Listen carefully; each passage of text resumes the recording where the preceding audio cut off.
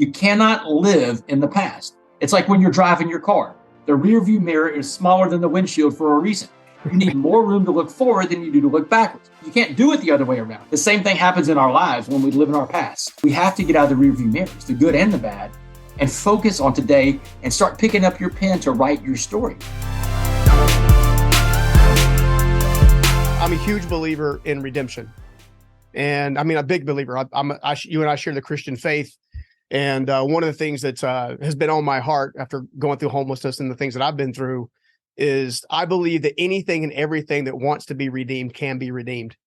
And when we start looking at a quarterback has it all, and then all of a sudden, obviously make some choices and stuff like that kind of leads you down a darker path and ultimately into a 65-year sentence. It's kind of one of those situations you're like, you want to know all the ins and the outs. And I know God's put so much in you. I'm kind of curious to see what he shakes out of you, but maybe back us up and tell us kind of like how you transition from, kind of being all-American, so to speak, into a prison. Yeah, I think the easiest answer to that, Stephen, is probably substance abuse, man. I got into substance abuse at a young age, and it started out very innocently, man. I started out with beer, man. Alcohol was my gateway drug. Yeah. After that, it was smoking a little bit of pot. It had some character issues, but it's Texas, man. I could throw a football, and high school football is a very big deal. It's like It's a religion down here, man. Yeah. So being a star quarterback helped me out, getting away with a lot of stuff and sweeping some of my character issues on the rug, but eventually you have to deal with yourself at some point. And when I got injured playing college football at University of North Texas, I was playing quarterback in North Texas. I got injured against A&M in '96. My career was over. And when my career was over, my identity was gone because my entire identity was wrapped up in being this quarterback, this football player. Yeah. Now keep in mind the mindset to be a quarterback. It's someone that is a very take charge, someone who's very confident, borderline cocky at times, but someone that is a leader is who is a quarterback. So I was down. I didn't have my identity anymore. I didn't have anything really to be motivated for, and I got into more drugs. Now it was more hardcore stuff, cocaine, ecstasy pills. Mm-hmm. But I graduated college, moved off to Washington, D.C. I got a job working in the United States Congress. After that, I worked for a guy running for president of the United States. And in 2004, I was back in Dallas training to be a stockbroker for one of the biggest Wall Street banks in the world, UBS. Mm-hmm. It was at that job as a broker in Dallas in 2004 that another stockbroker introduced me to methamphetamines. Oh, gosh. And this introduction to meth in my life, Stephen, I tell people all the time, meth is the most evil, most destructive, most addictive drug ever created, man. This stuff is, it's like a live wire. I got instantly hooked. It's made in a lab. It's made to get you hooked. I smoked it one time and I was instantly hooked. And I started giving everything away for that drug because that's what addicts do. We give things away. And addicts aren't necessarily bad people. They're sick people that do bad things. And that's what I was. I was a sick person that did very bad things in my addiction. But first, before I got to the bad stuff, I had to give things away. Addicts give up their goals to meet their behaviors. Mm-hmm. Normal people, successful people, focused people, they give up their behaviors to meet their goals. But an addict gives things away. And I did that. I gave up my job, my home, my car, my savings account, my family, my tethering to God. Within 18 months of the first hit of that pipe, I went from working on Wall Street to living on the streets of Dallas. Jeez. And then eventually, when I was homeless, I became the quarterback again. This time, I was the quarterback of a bad team. I became the leader of a burglary ring of other meth addicts, breaking into people's homes. And it started out in the uptown neighborhood of Dallas. And that's what these burglaries came to be known as, the uptown burglaries. And I became known as the Uptown Burglar. But on July 30th, 2008, 3 years after the Uptown Burglary crime spree began, a Dallas SWAT team put an end to the Uptown Burglary crime spree the day that they arrested me. Or as I tell audience everywhere I go, Stephen, July 30th, 2008 wasn't just the day I was arrested. That was the day I was rescued, man. I got pulled out of a situation I could not get myself out of. And I know from your story, you understand what it's like to be rescued, just not in the way you thought a rescue would look like. Yeah. Well, it's crazy. You also don't realize a lot of times what God is going to be doing with your story, right? One of the things that I love that you speak about that it resonates with my soul so much because I see so many people struggling. It doesn't necessarily have to be the entrepreneur. It doesn't necessarily have to be the business owner. It's the everyday human being that wants more out of life, wants more, but they end up trading out the thing that I think God called them for because they're so focused on the thing that they're doing, or so focused on the story that they're living. Talk to me a little bit about rewriting your story, because, you know, I know that's been it's been an important concept in your transformation, right? I mean, you can't go from one extreme to the other extreme without rewriting your story to a degree. How have you been able to kind of transition that? No, it's a good point you make, but I want to hit on something you said before I answer the rewriting your story. You hit on something really important about focusing on what God wants you to be doing versus what you kind of want, your goal that you have out there. One of the best pieces of advice I've ever been given was from my best friend and mentor and co-author, Jon Gordon. Mm-hmm. Jon Gordon and I teamed up to write The Coffee Bean we met in 2018 over the phone through a mutual friend. And we'll talk about this story later. Yeah. But in 2019, when we wrote the book, The Coffee Bean, I'd already been out for a couple of years in the speaking circuit trying to get some traction. And Jon told me this. He said, Damon, you've been out for a couple of years sharing the coffee bean message. He said, don't ever stop with your message of be a coffee bean. That is your message. That is your brand. That's what you are known as. Mm-hmm. He said, so many speakers, so many people in general, they give up on their message, on their calling, because they don't see the results fast enough. Yeah. And they say, well, maybe if I just change the message, maybe more people flock to that. But they don't realize they're starting back from zero of getting that thing to get stuck, right? Get that thing to get traction. He said, stick with it, Damon. It's going to take some time, but eventually your message of be a coffee bean will take off and you'll be known as the coffee bean guy. And Stephen, 7 years after I walked out of prison, 5 years after I started speaking, the message is finally starting to stick. People are starting to understand and hear the message, and people now know me as powerful. Yeah, the coffee bean guy. But Jon Gordon telling me stick with that. I mean, if I wouldn't have had that advice from him, I mean, how many people would say after 3 years, 4 years, maybe it's time to pack it in. Maybe I should try something different. He gave me the example of Starbucks, and I can't remember how many years. It was like 11 years before Starbucks opened their second store, Stephen. Jeez. Dude, you can't throw a rock without hitting a Starbucks now in the world, anywhere in the world, man. But it took them 11 years of pounding the pavement with the message of that one store to get the second store going. You just got to give it time. Got to let it marinate. And rewriting your story, you know, I tell people all the time, the first thing you have to do to rewrite your story, and everybody's got a story they want to rewrite, right? Everybody's made mistakes. But you have to turn the page. That's the first thing you have to do. Man, turn the page. What's happened in the past is done. You cannot live in the past. It's like when you're driving your car. The rear view mirror is smaller than the windshield for a reason. You need more room to look forward than you do to look backwards. You can't do it the other way around. You can't drive your car looking out the rearview mirror, because if you do that, you get into wrecks. Because now your eyes on the road, you hit things on the road. Everything on the road in front of you in sight becomes an obstacle. The same thing happens in our lives when we live in our past. You know, the past good things we've done in that rearview mirror of life. The past bad things we've done that we're not so proud of in that rearview mirror of life. We have to get out of the rearview mirrors, the good and the bad. Yeah. Turn the page and focus on today and start picking up your pen to write your story. And that's going to require putting in the work. And goes back to another thing that Jon Gordon talked about, you know, about being willing to get out there and hustle and go after it. Man, when I got out of prison in 2000, we're fast forwarding a little bit. Yeah. I did 7 years and 3 months of that life sentence in prison. And I got out on parole for the next 58 years. I was going to be on parole, still on parole. So I got out, and there weren't a lot of opportunities for a guy like me to go out and speak. In fact, man, when I first started, this is ironic, man. I go into a lot of schools now, but when I first got out, there wasn't a school that would take me in. I mean, I just got out of prison. You can't knock on the door of the school and say, I just got out of the joint. I want to talk to your kids. They may lock you back up. Yeah. I had to find a way. So, you know, I asked a local judge, I asked a local law enforcement officer, would you escort me into the schools? I've got a message that I want to share. And they believed it.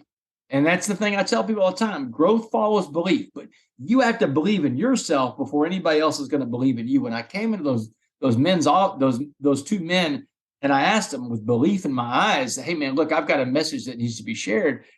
And they believed it. And they started going around and taking me to schools. It was hard at first, you know, but in 2017, I had already done 700 presentations in front of that mirror. You know what I'm saying? Yeah. So you got to be prepared. You got to put in the work. Yeah. No, I love that. You know, one of the things that that also inspires me about your story is how there's a couple different things. So first of all, it's the way you perceive pain and the way you perceive obstacles. So I kind of wrote down, originally when I was kind of doing some research, you look at pain as ultimately leading to a promise. You also look at obstacles as ultimately leading to an opportunity, or you already view every obstacle as an opportunity. Do you find that that is something you see with pretty much anyone that comes out of difficult circumstances that goes on to do impactful things? Yeah. Well, the fact that you delineated it saying that it goes on to do impactful things. Yes. I think people that can come out of adversity and go on to do impactful things, they have found the mindset of finding opportunity in adversity, but not everyone has that mindset of finding opportunity in adversity. Unfortunately, and this is like kind of an indictment on society right now. Society, in some parts of society, it's okay to sit back and be a victim. And look, and I'm not saying that people aren't victimized. A lot of people are victimized. Victims. I created a lot of victims when I went out and committed crimes, right? Yeah. I've been the victim of bad things too that have happened. I mean, sometimes, bad things happen to bad people and bad things happen to good people sometimes. But here's the deal. You can't get stuck in the pain. And when getting stuck in the pain keeps you from going forward in life, that's a problem. That is on you. Well, you got to figure this out. You've got to get in there and figure out, how do I get through this? Some of it has to come from being vulnerable, from sharing your feelings with other people, man. Vulnerability is a strength. Vulnerability gets a bad rap as a word, but vulnerability is a strength. Letting your guard down, letting people get closer to you and being able to be transparent, that is a strength. It has to be authentic though. But I think that right now you see a lot of people out there that get consumed in their pain.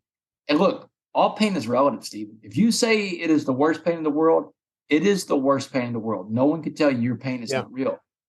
All pain is relative, but all pain is not equal. Pain, this is where perspective comes in, man. You have this amazing thing in life that God has given you called perspective. That means you know what a bad day looks like. Bad days. Let's talk about what a real bad day looks like. A bad day. A pet dies. A family member dies. A relationship fails. A divorce. A split family. A career is lost. A job is lost. You're fired from something. You lose a fortune. You lose whatever you have. Those are bad days. Most days aren't those kind of days. And if you can peel yourself back from the misery that you feel in the moment and say, hey, let me reflect on this and say, is this one of those days? Yeah. For example, in my life, when I get up every day and my feet don't hit the cold concrete floor of a prison cell, I'm having a good day. And I'm winning. I've got this tremendous perspective from being in prison. But there's only, physical prison is only one form of prison to be in. There's a lot of different ways to be in prison. And when we can back up and say, hey, man, this isn't one of those days, I'm going to have a good day despite what's going on today. It's like traffic, Stephen. You're sitting in traffic sometimes and the traffic bothers you, makes you irate, makes you angry, makes you mad. Yeah. Then some days you sit in traffic and traffic doesn't bother you at all. You're bliss. You're thinking about other things. Is it the traffic or is it you? It's you. It's always going to be you and the way you perceive the situation you're in. Yeah. No, that's so good. It also makes me think a little bit about obviously the circumstances that you were in prison, from, not falling into the gang category or, not basically just falling into the entire culture system of the prison system. I know that you've talked about your miracle mom several times, right? And how they want you to come back a specific way.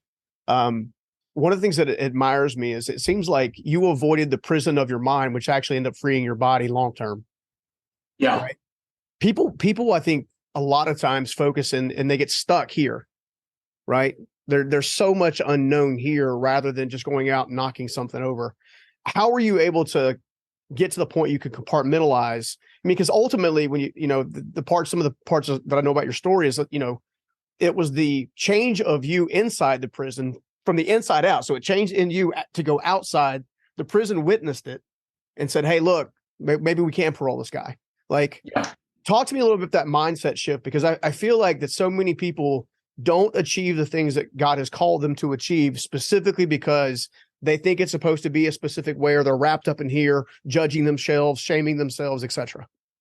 Yeah, or comparing themselves to other people, man. Yeah. Comparison is the thief of joy. That's what John Gordon says all the time. You know, I tell people the prison in your mind is the hardest prison to ever walk out of. I meet more people out here in the free world that are locked up by their thoughts and by their things than by steel bars and barbed wire and concrete. Yeah. More people are in prison by their thoughts and their things than I've ever met when doing time in a real prison. When I was in prison, I found a way to free myself spiritually and mentally every day. My physical body had to be in prison. That was the exchange. That was the price I had to pay for violating the social contract. That's what it says when we have laws. If we don't follow the laws, we have to go to prison. But when I signed that judgment sheet after my trial, and I'm signing because you have to sign a piece of paper that says a jury has just sentenced you to 65 years, and the Texas Department of Criminal Justice is going to take custody, and it says, of your body from the sheriff of Dallas County. That paper didn't say the sheriff is going to release custody of your mind and your soul. Yeah. The sheriff is going to transfer your body to the Texas Department of Criminal Justice. That stuck with me. I saw what I saw in there is like, you just got my body. You didn't get my mind and you didn't get my soul. And if I can find a way to keep that free, then I'll be free for real. And whenever I finally made parole 7 years and 3 months later, I was at a point where the rubber meets the road. Now, all three parts of me were going to be free for the first time. But I'd spent that 7 years in prison free spiritually and mentally because I found a way through a recovery program that I got into that I'm still part of this day. It's AA. I go to my 12-step meetings all the time. I have a sponsor. I work the steps. But in my program recovery, I have found that if I can surrender this idea of control, because we all feel like we have control of things in life, and that's a fallacy. Don't. Yeah. No, you don't. You control four things in life. You control what you think, what you say, what you feel, and what you do. And when I say you control what you feel, you control what you do with your feelings. You talk to somebody. Do you explain how you're feeling to other people? But outside of those four things, you really have no control. And it was when I got into a program recovery and the idea of surrendering, the idea of surrendering the rest of the stuff to my higher power. I'm a Christian, so my higher power is Christ. Yep. Other people in AA, they got to choose whatever their higher power is going to be. That's not up to me. It's up to them. But the men that I was in recovery with in prison, we all had this thing about us that everybody else wanted. We had serenity and we had peace about us. And that's something that everybody wants, whether you're in a physical prison, you're in a mental prison, you're in a spiritual prison. That serenity and that peace is something that you have to get when you give up control of these other things in life. And once I did that, I started working on myself. I started working a personal inventory. And these personal inventories are basically keeping your side of the street clean, finding out what my mess is in life and cleaning up my message. Do I owe someone an apology? Okay, then I go make my apology. I make my amends. And when you make an amends to somebody, it does two things. First of all, it frees them from the act that you did against them, and it gives them closure on their end, which is the most important part of an apology. It's not about you. It's about them. It's about the person you've wronged. Second part is, though, it does free you too, because it gets that off of your back. You don't have to carry that around, something you're going to beat yourself over and judge yourself over. The third thing about an apology, though, is you have to remember is that no one has to accept your apology. That's not part of it. It's not a transaction. You make the apology. They don't have to accept the apology. And surrender. And so I started working this program recovery doing that. I started keeping my side of the street clean, finding out what my resentments were, what my fears were. And they have this axiom in AA.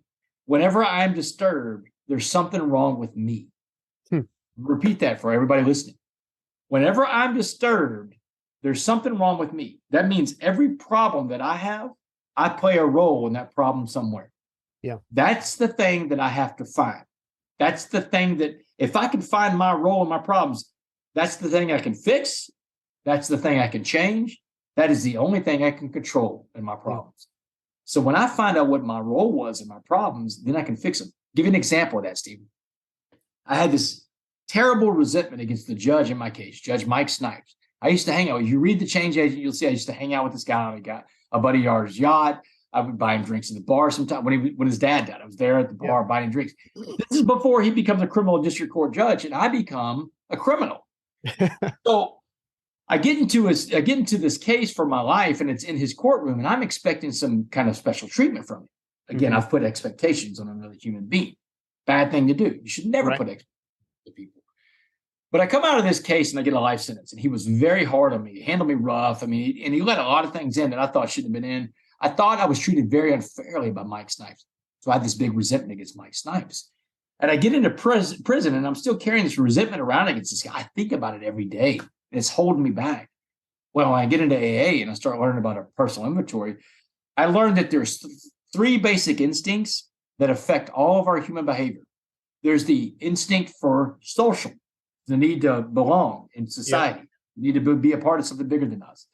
There's a need for security, financial security, belonging and having a place that you feel secure in life. There's also a need for sex. And I don't mean sex in a bad way. I mean sex in the way that we partner up in life, we procreate, we have families. Social, security, and sex. The big book of AA says these three basic instincts are at the core of all of the problems we have in life affect at least one or all of these three instincts. That's it, these three. So in a personal inventory, you got to plug your resentment in and find out which of these instincts your resentment affects.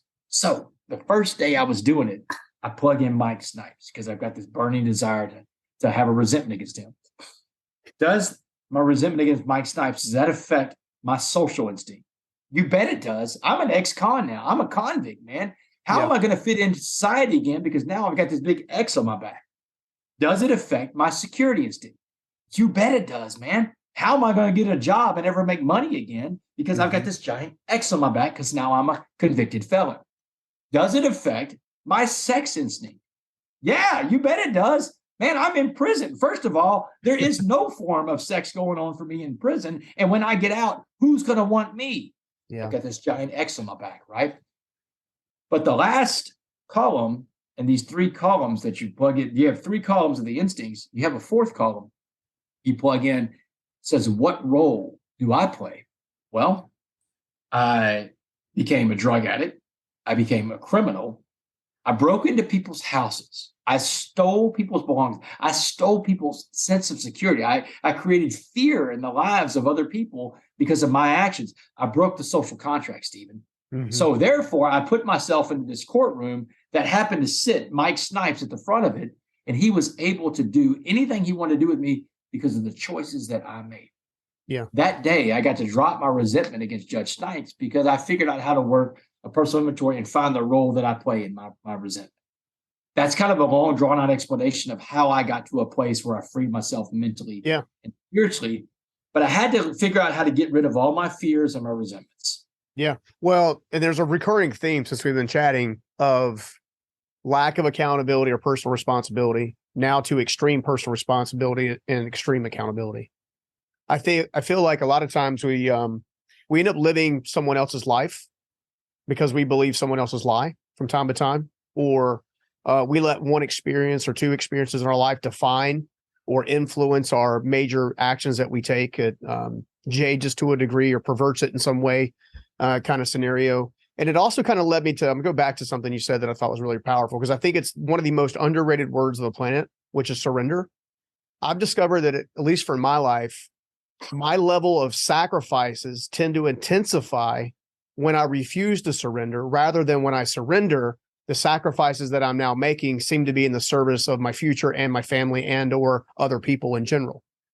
So another thing that I've kind of picked up on in chatting with you is the immense pressure of the story itself ended up producing inside of you a whole new way of, basically, it's a lifestyle. It's a complete lifestyle switch and change. Now, I know early on your parents were very, like, they kind of saw that what you're almost like what you're doing now, like you're encouraging to the marketplace. You're on stage to speaking to 100 or 1,000 or 10,000 as often as you can, sharing the coffee bean, sharing your story, being incredibly vulnerable. I have to assume that they already saw that in you, and it probably broke their heart when they saw that taken away from you, but it probably also has reinvigorated their heart in seeing that in you now, right? Talk to me a little about the transition. Yeah, absolutely. My parents, they've always told me the same thing with all the teachers I've ever had. They always said, Damon, you're a natural born leader. And you're either going to lead people the right way or you're going to lead people the wrong way. Well, in my life, I've done it both. But my parents, parents are always going to see the best in us. And they always saw in me what everybody else is seeing now. But I did lose my way. I lost my way. And my parents knew that something was wrong. But outside of coming to Dallas and kidnapping me, I mean, what were they going to do? And every time they would call, I just lied to them. I made up stories about where I worked. I told them I worked for a limousine company, a software company.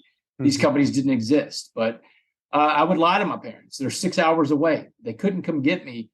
And eventually when the lies didn't work anymore, I just quit taking their calls. And then one day I call them from Dallas County Jail, and they already know about it, obviously, because it's been on the news. It's a very high profile case. And my bond is $1.4 million. And my mom tells me that night when we talk on the phone, she said, "You're now a captive audience to God, because only God can help you now. And you better start listening to God." And she said, "There's nothing we can do for you anymore, Damon." She said, "We've given you back to God." She said, "God loaned you to us, and now we gave you back." And, it didn't hit me the day that I was having that conversation with her in Dallas County Jail, that the idea of my mom saying, "We're giving you back to God." This is the ultimate surrender of control, right? You have a child. This is the most important thing in your life. But to say, "Hey, I'm just going to give it up to this thing that I have called faith," that's a big deal. It didn't hit me till I was late when I was in prison, and I had learned to surrender. How much of that sacrifice made sense to me now, what my mom was talking about doing. And I had to come to a place where I gave up and surrendered to God, said, "All right, man, I'm letting you have the keys now. Just like my mom lets you have the keys, I'm letting you have the keys." And that's when the changes started happening. I mean, night and day. I became the Damon you see today. This happened while I was inside of prison. My parents came to see me over 150 times when I was locked up. Stephen, no one had 150 visits in prison, man. Wow. The guards, the wardens, the majors, everybody in the prison was like, "Man, I've never seen anybody get this many visits." My parents never let go of me. They saw the changes that were happening. They saw that the Damon West that everybody's seeing out there today began inside the Mark Stiles unit. And so the day I walked out of prison, they had already seen the transformation take place. But I tell you what, it feels very good now to hear my parents tell me how proud they are of what happened to me. And every time they tell me that, I tell them, "Thank you for all you did for me," because they never let go of me. I'm not that good to be here. I didn't do all this on my own. I had a lot of help along the way. And that's unfortunately, a lot of people don't have that kind of help in the situation I was in. But, also, Stephen, a lot of people that I ran into in that situation didn't have the will and the desire to turn it around either. And that's something that's on every individual to make those choices. That's a daily way of, like you said, it's a new way of living, to make those choices, to say, "Hey, you know what? I could get away with this if I wanted to, but I got to not make those choices." Quick story about that. When I was in prison, two things that I used to do all the time, that I could get away with. One of them was going to the chow hall and taking like a mint stick or some stamps or something.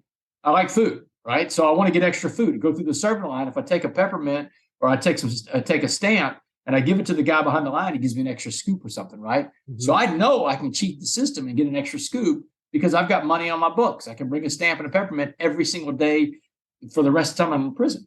The other thing I would do is I would cheat to get in the line of commissary. Commissary, man, it's a store they have inside the prison. And every time they open it up, once every 2 weeks, it's chaos. It's utter chaos to get into this line.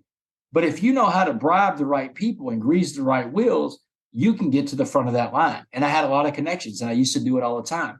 But when I started working in my program recovery, I looked at these two things that I was doing, and I asked myself, "Damon, you want to get out of here one day. And whenever you get out, you're going to be on parole for the rest of your life.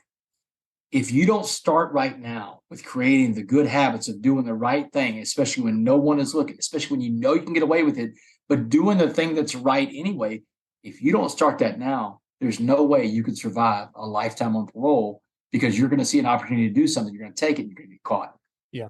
So when I was in prison, man, this is like, and I didn't want to, man. Everything in me wanted to keep doing what I was doing because it was working, man. I was getting the extra food. I was getting to the front of the line. I would get my peanuts on there was never peanuts. If you got in the back of the line, you couldn't get peanuts on the commissary, or sunflower seeds or tuna. These are the things I would eat, man. I was trying to eat healthy. But I had to pull myself back about 2013. I didn't know how much longer I had left. It ended up being another 2 years, but at 2013, I figured I'd be there another 10 years, Mm-hmm. but I pulled myself back from those behaviors. I stopped cutting in line to the commissary. I stopped taking the peppermints and the stamps to the chow hall to get extra food. People thought I was crazy. They're like, Wes, what are you doing, man? And you've given up the spot in line that you know you can get. But I'm like, man, I got to change my ways, because I know that the person I want to be out there in the free world has to begin today. And so they saw that, man. They saw that guy making those sacrifices in there to become the version of the me that I am today. Dude, I love it. And yeah, I love it for a lot of different reasons. And one of the things that I picked up on a long time ago, and I've had several team members that have been former addicts. They're in recovery, thank God, and have begun to kind of live their life and all kinds of stuff. There's this element of taking / manipulation. Like they have a God-given power to lead, a God-given power to influence. And you mentioned it earlier, which way are you going to use it? But one of the things that I picked up on is they have this moment where it is manipulation. Like it's all about me. What can I get? How can I get there? How do I position it? What cup can I move to get to the pebble, kind of thing.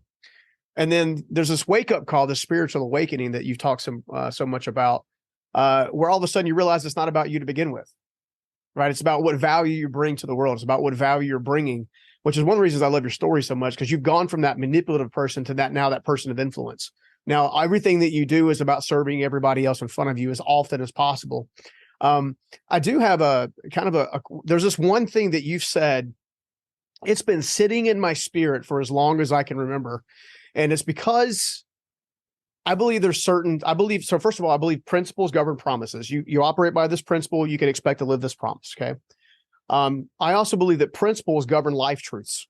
Like, so this one thing is a life truth, kind of thing. And this thing I think has been resonating in me so much because it is a life truth. And you said it, and I just want you to break it down for us.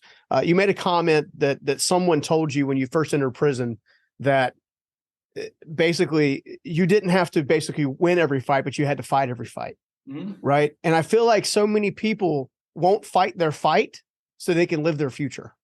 Yeah. Yeah. This guy, the same guy that told me the story of the coffee bean, Mr. Jackson, he told me you don't have to, he was telling me about the violence I was about to go into and all the fighting I was about to do. He said, but West, you don't have to win all your fights, but you do have to fight all your fights. And what he meant by that was, like, he said, no one cares about your wins and losses in there, but they do want to see if you're going to stand up and defend yourself. And if you're willing to go out there and take a beating just to defend yourself, then eventually they're going to stop messing with you, because they're going to see that this guy cannot be pushed around. Yeah. And guess what? Life is going to do that to you too. Life is going to knock you down just to see if you're going to get back up. And life doesn't keep score about your wins and losses. You do in your head sometimes, and maybe you shouldn't do that. But you just got to face your fights and face your battles. Don't be afraid to fail. Don't be afraid to fall down. Stephen, I fail more than I succeed all the time in life, man. I reach out the same method I used to get on Ed's podcast. When I did it, I just messaged him in instant messenger over and over again, right? Mm-hmm. I message people like that all the time. I was doing them this morning. 80% of the time, these people don't even message me back. And if they do, they tell me no. But 20% of the time, they do. Yeah. Those 20% of the time that they do, now I've got a conversation started. Man, I fail more than I succeed in life. But, we live in a society that likes to highlight the successes in life, man. No, man, I'll even post videos about things that I failed about, man, because I want you to see the failure. I want you to see. It's more authentic. Yeah, it's important. It's important to see, man, because life is not a highlight reel, brother. Yeah. Life is dirty. It's messy. It's like working out, man. People, they want to see the picture of the guy that's bench pressing, 500 pounds. But what they don't want to see is the pictures of all the training it took to get there, when he's grunting and farting and sweating everywhere to push that weight, because weightlifting is, you hear those sounds. You hear people fart. You hear all kinds of crazy stuff when someone's pushing that iron and working hard to get to their goals. But you don't see those videos of that. You just see the 500 pounds being pushed. Yeah, man. No, that's so true. And all the other things that happen to their digestive system when all that happens as well. Yeah, you don't see any of that stuff. I mean, and I've seen dudes, have accidents out there when they've pushed too hard. Yeah. But you don't see those videos. You just see the guy pushing the 500 pounds. What did it take to get there? There's no such thing as an overnight success, Stephen. Yeah. None. It's a myth, man. That doesn't even happen. That's not even real. Well, and hard work. That's what people mess up at is they're, and I know I did this, dude. I did this for a decade before my first mentor, my Mr. Jackson, if you will, like helped me figure life out, or at least start the process, right? Is, trying to shortcut everything. Like there's a faster way. There has to be a faster way. There has to be a faster way. And it comes back down to surrendering to the process. But it also, it's an epiphany that I've also had that you've talked a lot about is your shame, the thing that you're scared to let the world know exists, the things that you're, don't want everybody to see is actually somebody else's solution. Like your shame is someone's solution. Yeah. Right. In fact, to that end, I actually want to just picture in your mind for a second. Picture Damon the day before he was rescued. Just picture in your mind just for a moment. He's watching the show, or he's listening to the show. What do you tell him right now? The day before, let go, let go. There's no future in this, but I knew the day before, I knew there was no future. I knew I was going down. I mean, I knew it was happening. My partner in crime had been arrested. But it was the drugs, man. It was the fact that I wanted to keep holding on. I had my dealer. My dealer was at my house when the SWAT team came in. And the thing about it is the drugs took over the thinking. And that's the thing about the disease of addiction. And addiction can be anything, man. That person that's out there listening, your addiction could be drugs, alcohol, money, food, sex, gambling, the internet, Instagram, shopping, whatever, pornography, whatever. It could be anything. But these addictions, they change the way we think because we quit thinking about our goals and we just think about getting what we want in life. And the day before, I would probably go back and tell that person, man, you had goals at one time. You had hopes and dreams and aspirations. And you could still get those things, but you have to let go of this thing that you're holding on to so much right now and get help. What I would for sure tell that person, now that I've walked through that and talked about it, is to say those 3 words that are the hardest 3 words for a human being to say: I need help. Ask for help. I need help. Anybody out there that's listening to this, man, don't be afraid to ask for help. It's the hardest thing for people to say, but it's the most freeing thing to do too, because now you've given up control and you've admitted there's a problem. Ask for help. Yeah, no, it's so powerful. It's one of the reasons I wanted to have you on the show is because there's so much packed inside of you, and God is going to be doing a lot with you the next couple of years, like a lot with you, dude. And I'm excited to watch the journey myself. I also know you got some exciting stuff coming up. I think you mentioned briefly that you and John are working on a new project. Like, talk to me a little bit about that. Oh, dude, I'm so excited. So John and I set out to do 3 books in the Coffee Bean trilogy. We did the Coffee Bean book originally that came out in 2019. The Coffee Bean for Kids came out in 2020. And How to Be a Coffee Bean comes out February 1st, 2023. Oh, can't wait. Talk about principles guiding your behavior. Can I pre-order yet? Can I get it yet? Yeah, you can pre-order on Amazon right now. Done. How to Be a Coffee Bean, 111 principles to basically turn your life around. It goes deeper than the book, The Coffee Bean. It tells the story of the coffee bean from the original book. It even tells how John and I got together, deeper than we've ever talked about it before, because it goes back to a guy named Chad Morris, who was the offensive coordinator for Dabo Swinney back in 2010. Great story at the beginning of the book about that. But 111 principles to live your life by. And I think that people are going to love this book. It's coming out February 1st.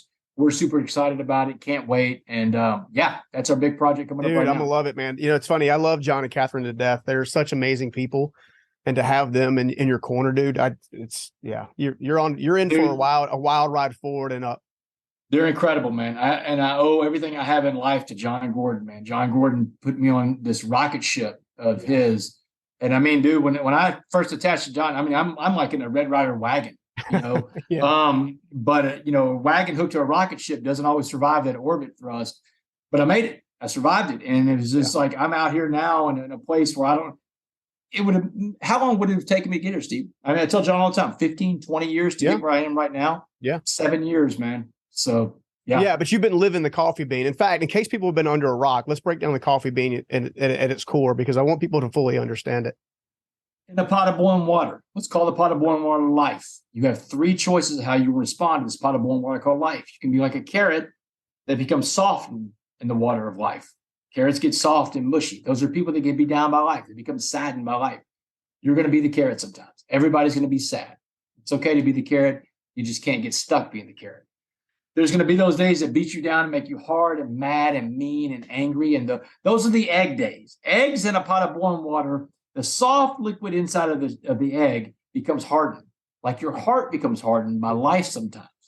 When you become the egg, you become incapable of giving or receiving love. And you can't be incapable of giving or receiving love. The two things we want at the core of being human beings, we want to belong and be loved. But eggs don't care about being loved. Eggs have lost the love. Yeah. And guess what? You're going to be the love. You're going to be the egg sometimes, because that's being mad and mean and angry. And everybody gets in those places. Again, you can't get stuck there. The coffee bean in the same pot of boiling water will change the pot of boiling water into a pot of coffee, because the coffee bean is the only thing that can change the water. It is the change agent. Yeah. It's the only thing that changes the water. And the coffee bean has the power to change the pot of boiling water because the power is inside the coffee bean. And when the water gets the hottest, it unlocks what's inside that coffee bean. That's life. Yeah. When the pressure of life gets the highest, that's when you get your chance to perform the greatest. It's like they say, it's always darkest just before dawn. You know, when it's dark enough, you can see the stars. When we're at our lowest moment, when things look like they can't get any worse, that's when we get a chance to shine our brightest, because that's when everything comes to a point when, if we can turn this around, we get to become that light. Or like I tell people all the time, God doesn't set bushes on fire. He sets people on fire. That's a very Old Testament thing, setting bushes on fire. Yeah. Today, we get to burn in that light. Just like we talked about in this program, some things you have to do. You got to let go and let God. You got to let go of what's holding you back. Man. Golden. Love it, dude. Love it. I got one final question for you. Actually, two. Yeah. How is this, how is the coffee bean? How have all these experiences changed you as a husband and a father? Oh, man. Well, look, I would say that being a husband and a father, the things that's helped me the most, I mean, the coffee bean message is universal for everything I do in life. But my program recovery is what has really made me the best husband and father. Here's why. When I first got out of prison, now keep in mind, I've been locked up for 7 years and 3 months. I'm talking to my sponsor, who's another man, because everybody should be sponsored by someone of the same sex. There's no manipulation going on. One of the things I want to do, I'd like to meet a woman at this point. I've been gone for 7 years and 3 months. You know, I'm a man still. Yeah. But my sponsor tells me there'll be no women right now for you.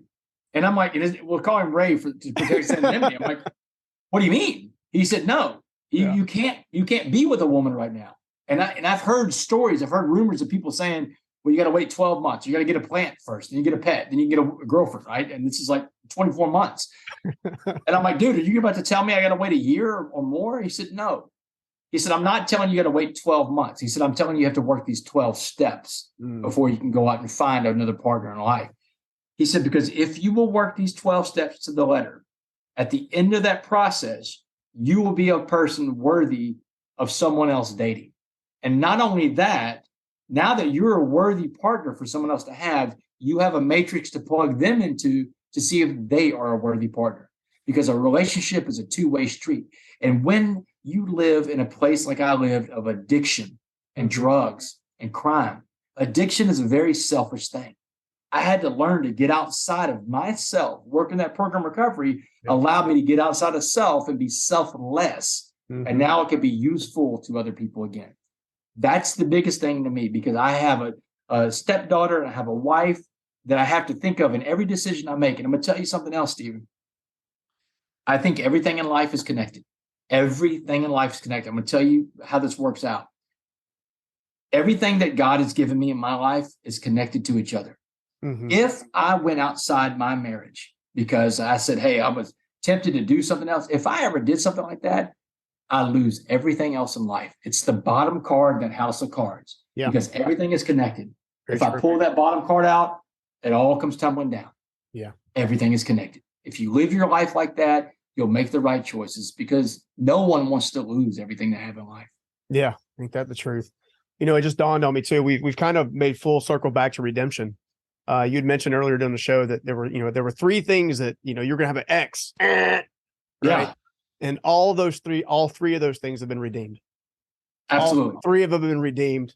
And I know the coffee bean message, the world needs to continue to hear it. I anticipate it'll become a global phenomenon at some point. I just see it, right? I can see it. I can experience it as someone who's married and I have 3 children. None of them are biologically mine. Because I couldn't have kids, or at least I believe I couldn't have kids back in the day, it caused me to really appreciate being a dad, really appreciate being a husband. And I think we share that in common, right? We think you can't have these things, and all of a sudden they're redeemed and they put back in front of you. And nobody's like, dude, I'm living it, man. This is awesome. This is awesome. Yeah. Oh, man. Well, I'm going to close with this. This show was originally designed to be a resource of hope, a resource of stories where people have proven it's possible to conquer insurmountable odds. Like there's the deck stacked against them for a variety of different reasons, sometimes of their own choosing, sometimes of their actions, sometimes just the life, right? The deck of cards that was dealt to them. And I'm a big believer in the mentality of stuck, right? To unstoppable. I believe that anybody on this planet can become unstoppable. I'm curious to know your thoughts on what it means to become unstoppable. Man, what it means to become unstoppable is when you stop worrying about what the world around you thinks. I read this great quote, and I think it was Christopher Walken that had this quote. He said, when you see how quickly we forget the dead, you'll quit trying to impress the living. So, and that made me think, like, when someone dies, you may have this memorial service and stuff like that goes on, but people move on, man. People's lives are going on. There's a picture of them on the wall. Yeah. Spend less time trying to impress the people around you. Do what's the right thing to do, what's best. How can I best serve other people today? How can I best be a servant leader? Then you become unstoppable. When you find a way to serve other people, when you find a way to put back in the stream of life and not care about what other people think, say, or do, that's when you become unstoppable. Because other people's opinions of you are none of your business anyway. Dude, love it. Love it. Where can everybody find out more about you, bro? Dude, my website, damonwest.org, social media, at DamonWest7, Twitter and Instagram, man. Follow me. Love it, man. Love it, dude. Thank you so much for spending so much time with me, man. Yeah, I got huge takeaways. I look forward to doing it again. Appreciate you, man. Thanks, Stephen. Look forward to it. All right, take it easy. See ya. Thanks, man. Bye-bye. I hope you liked that video. And if you did, make sure you check out this next video right here. Anytime is the best time. Yeah. I think people need to start before they're ready. And if you feel that knowing, do not wait because you think, well, I better get through 2023 first. We don't know what's going to happen. That's the worst mistake. The best question to ask is, how long am I willing to wait until I actually create the life I genuinely want? Right now is the best time because you want it right now.